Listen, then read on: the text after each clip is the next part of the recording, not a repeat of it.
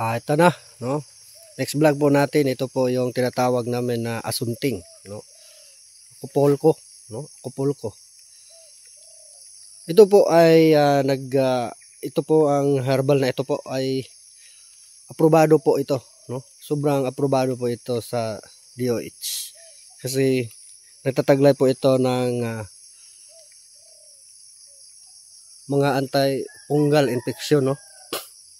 Ito po ay ginagamot po nito yung mga fungal infection tulad po ng hadhad, no?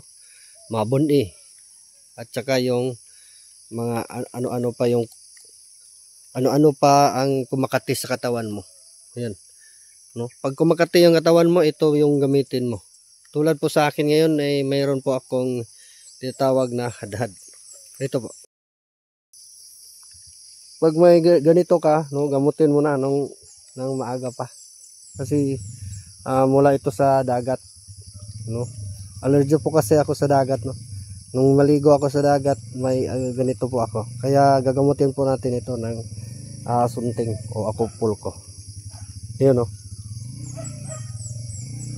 Kalasan po ito akupulko o asunting ay tumutubo po ito sa mga mabawasa na lugar. Yung tulad ng mga canals, yan. Ito dito po ay puro mga mabasa na mga lugar o area, no? Makikita din ito sa mga sapa, no? Dami po ito sa mga sapa. Bumubulak po ito ng mga yellow, kaya po tinatawag nila na candle yellow sa iba. Ito po ay nakakaano sa mga ubo, no? Kalentura, no? May lagnat, no? Ito po din ay pwede mo itong inumin. Itong akupulko para po sa mga may bulati sa tiyan. Sa mga hindi po nakakaalam ay ang kukunin mo po, ito pong pinakaadlot ba, pinakatumoy. Yan.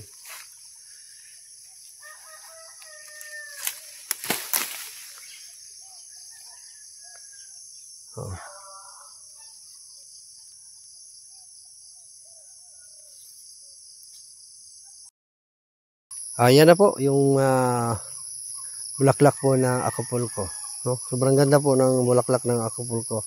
Yun po ay pwede rin itong panggamot ng sa may lagnat, no? Yun pong may bulati sa sa katawan mo, may bulati sa tiyan mo, pwede mong lagain at saka inumin ito, no? Ng bulaklak na po. Ito na po yung nakikita po natin na akupulko. Ito po tinatawag po namin na asunting, no? Pagkatapos mong maligo, ang gawin mo nito, lalo na pag may may ring worms, no? Mga ringworms tulad nga nito. Mayroon nga akong maliit na ringworms kasi po nung naliligo po kami ng dagat, kasi allergy po ako sa dagat. Ayan. May po ako na ringworms, no? Ringworms. Kaya gagamutin po natin ito. Sasampulan ko po kayo, no? Kasi hindi nakakalam, lalo na yung may mga allergy, no? Ito ay ginagamit sa mga sabon, no? Mayroon ng akupulko na sabon para po sa anti-allergy, no? Anti-allergy.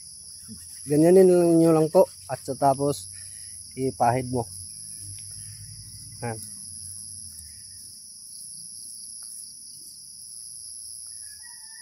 Ipahid mo sa may may ringworms. Yan. Medyo amoy. Ito yung katas niya, yan. May katas to.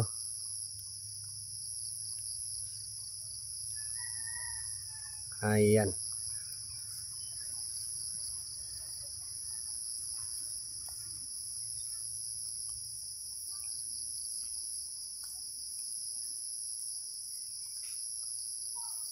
Next na vlog po natin ay ito po yung problema, no, sa kilikili. Yung nangangamoy tae mo, yung nangangamoy tae yung katawan mo. Ayan, so yun yung vlog natin sa susunod. Kaya abangan ninyo yung sobrang nangangamoy na yung katawan mo, no? Sobrang nangangamoy na yung kilikili mo. Ayan. Yan ang abangan nyo po sa sunod na vlog ko po. No? May vlog po tayo sa paghanap ng mga ginto, kaya minsan magla-live din ako ng ganyan kasi baka bukas o ibang araw mga ganyan magba-vlog po tayo. Kaya i-subscribe nyo ang aking Facebook page, no, Atanmix Vlog. Lalo sa YouTube channel ko po. Sana itulungan nyo po yung YouTube channel ko.